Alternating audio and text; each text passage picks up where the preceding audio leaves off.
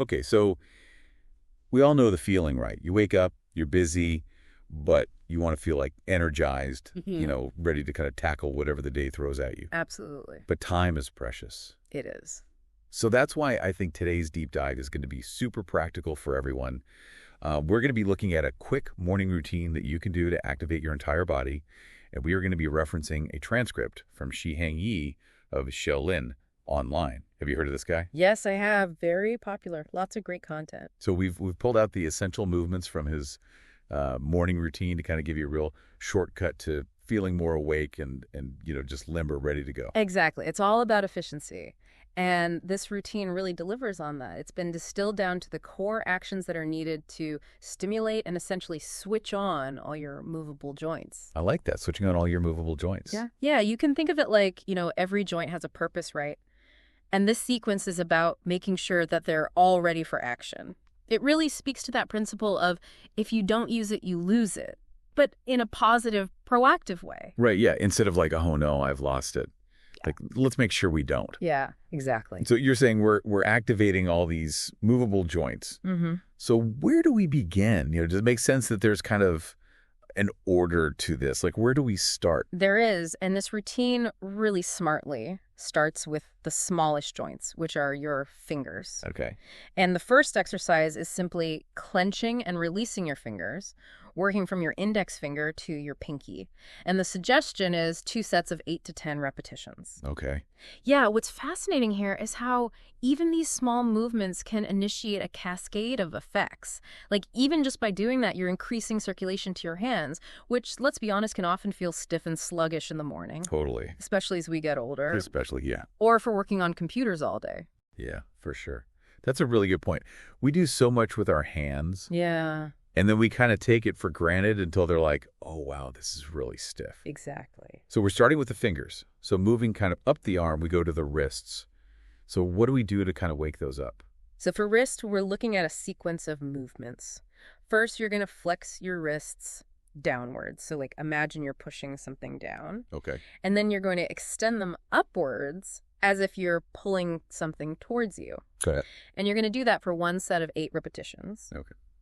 Following that, you're going to do rotations. So 1 set of 8 going clockwise. Okay. And then another set of 8 going counterclockwise. Okay. So really getting that full range of motion. That multi-directional approach. Exactly. Yeah, that's really good for that joint. Yeah, and it's a joint that we don't always think about until it's not working properly. Right, Okay. totally.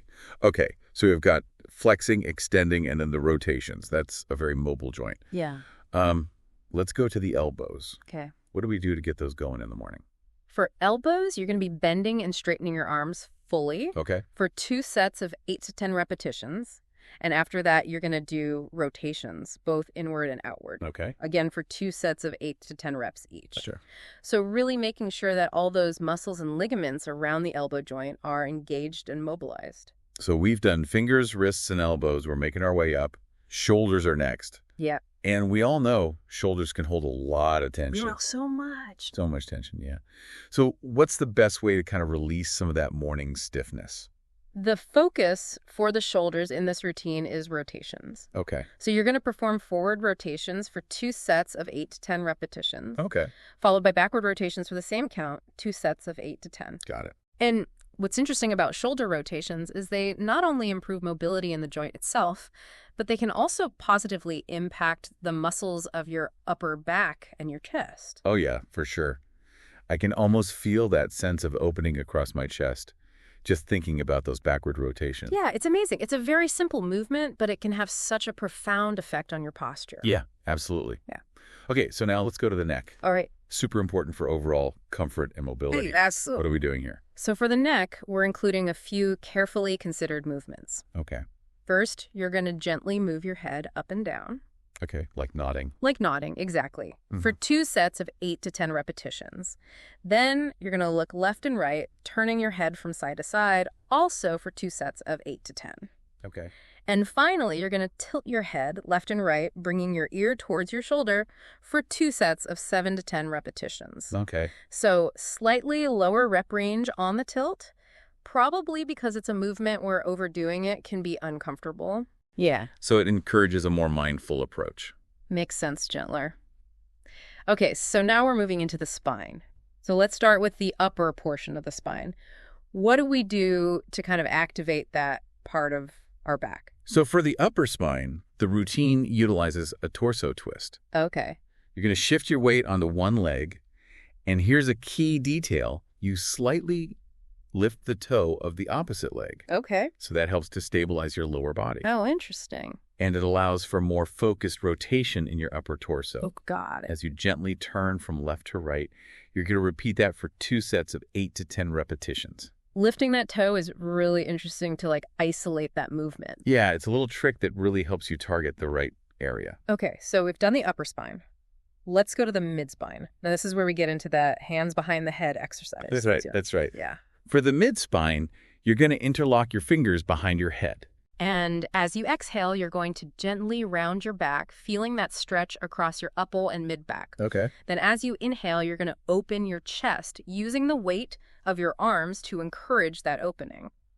The full guidance actually mentions a brief pause, but for this quick routine, I would say just focus on that controlled movement itself. Okay. And you're going to repeat this 5 times, allowing the weight of your arms to really gently assist in mobilizing your thoracic spine. Okay. I like that, using the arms to kind of help the stretch. It's almost like a little self-massage. Yeah, that's great. Okay, so moving down, now we're going to get into the lower spine. We're doing a full body roll. This sounds like a really nice comprehensive movement. It is. It is. This movement starts from your ankles and involves very slowly bending down. Like imagine you're going one vertebra at a time. Okay.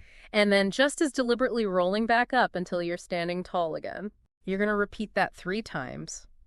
And you also have the option to bend your knees during the downward roll if that feels better for your lower back, or allows for a deeper stretch in your hamstrings, which are those muscles along the back of your thighs. Oh, yeah, I see. So waking up that posterior chain, as it's sometimes called, is really vital for your overall mobility and support. Okay. That full body roll does sound like it gets everything moving. Yeah. All right. So we've done a lot of the spine. What's next in this sequence? Okay, so then we focus on the waist, and we do some simple waist rotations. You're going to place your hands on your waist, and you're going to rotate your hips in a clockwise direction for 1 set of 9 repetitions, followed by a counterclockwise rotation for another set of 9. Okay. This helps to really loosen up the muscles around your core and your hips. Pretty straightforward, effective. Now, I know there's also a specific exercise for isolating movement in the lower spine. So how does that differ from the broader kind of waist rotation we just talked about? So with this one, you're aiming to really target your lumbar spine, which is that lower part of your back. Okay. And you're going to maintain a similar stance with your hands on your waist, but you're going to consciously focus the rotation in that lower back region, Okay. trying to minimize movement in your hips and your upper body. Again, it's 1 set of 9 rotations clockwise and 1 set of 9 counterclockwise. Got it. This can be particularly beneficial if you tend to experience stiffness or any kind of discomfort in your lower back. Yeah, I was going to say, especially for people who, sit for long periods of time. Exactly. It's a great way to counteract the effects of sitting. Okay, so we've done the lower spine. Now we're moving down to the legs. And I guess we start with the knees. What do we do there? So for the knees, you're going to bring your feet together so they're touching and place your hands on your knees. Okay. And then the movement is a gentle rotation of your knees. Okay. First clockwise for 1 set of 9 reps, and then counterclockwise for another set of 9. This helps to lubricate the knee joints and improve their flexibility. Knee rotation's a classic. Yeah. Always good. And then we get to the ankles and feet. Yes. So there's a couple of components to this part of the routine, right? That's right. That's right. So for the ankles, you'll start by shifting your weight onto one leg and lifting the opposite knee. Okay. From this position, you're going to rotate the ankle of the lifted leg clockwise for 1 set of 9 repetitions, and then counterclockwise for another set of 9. Then you're going to repeat that on the other side. Okay. After the rotations, you're going to do ankle flexion and extension. So that's basically lifting the front of your foot up towards your shin and then pointing your toes downwards. Again, you'll do that for 1 set of 9 repetitions on each leg. Got it. So it's a combination of movements that ensures that you're addressing all the different articulations in your ankle and foot.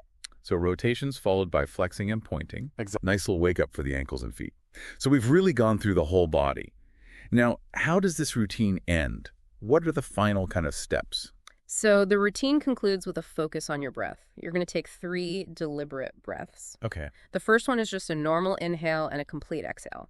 The second is a slightly larger inhale, filling your lungs a bit more fully, followed by a complete exhale. Okay. And the final breath is a full, deep inhale, really expanding your chest, using the Wow. full capacity of your lungs, followed by a slow and complete exhale. And this helps to really center you and bring a sense of calm after all of that movement. Mindful breathing. Mm. Love it. Always a good way to finish any kind of movement. Exactly. It helps to integrate everything. Yeah, totally. And I understand there's a final gesture as well, right? Yes, there is.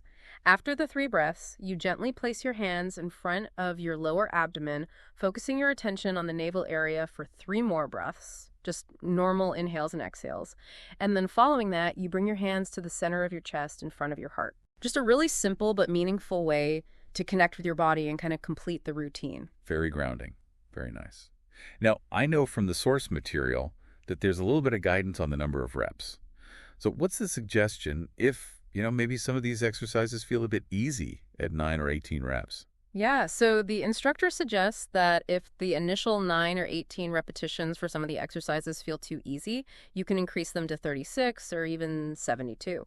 And he points out that doing so will naturally extend the time it takes to do the routine. Of course. But the fundamental principle really remains that consistency in moving every movable joint in your body each day is what truly matters. That's a really good takeaway. Yeah. Listen to your body Mhm. and, adjust the intensity as needed. Yeah. I also really like how you do these exercises, you start with the small joints like fingertips and then you move to the larger ones. Absolutely. It's a very systematic way to ensure that you're not overlooking any part of your body. And there's even a little bonus tip, which I love. Well, what is it? He suggests for those who really want to be thorough that you wiggle your toes inside your shoes. Wiggle your toes inside your shoes. Yeah. That's so funny. That's great. Attention to detail. It really is. Okay, so to kind of summarize for our listener, what we have here is really an efficient, very thorough routine designed to kind of get your whole body activated, from your fingertips to your toes. And you do this in just a few minutes each morning. Precisely. And it's not just about waking up your muscles. It's about warming up your joints. It's about preparing your whole system for the demands of the day. So I think here's something to really think about. How might consistently incorporating this brief movement practice into your daily routine really fundamentally shift your overall sense of well-being and the energy you have available to you throughout the day? Right. Yeah. So consider the long-term impact of just dedicating a few minutes to this kind of gentle, full-body activation. It's a really small investment of time. It is. That can yield, I think, huge benefits in how you feel and how you move. So thank you so much. This has been super interesting, and I think we can all apply this in our lives starting tomorrow morning. Yeah, let's do it. All right, sounds good.